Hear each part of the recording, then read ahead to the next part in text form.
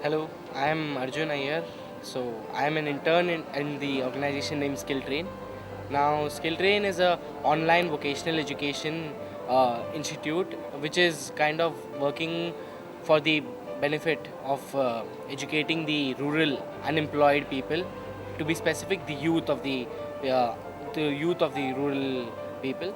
And how does it work? It is actually a freemium. It is based on a freemium model where the company makes study material, like it makes videos of what is actually going to what the whole course is, and it divides it into different units and is posted onto YouTube. The YouTube servers are used just because it is free. And secondly, uh, the whole how does it work? So the rural people, the currently there is a huge amount of unemployment in the rural background, so and it needs to be tweaked at least. So this process will actually help them get employment through vocational education.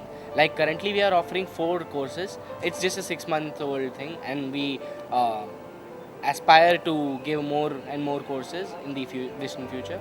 But currently, we are giving mobile repairing, computer hardware, basics of computer softwares, and electronics. Okay. So, What are the challenges you've been facing till now? so currently, the biggest challenge always an NGO always faces, I guess, is the money factor. So where will the funds come from?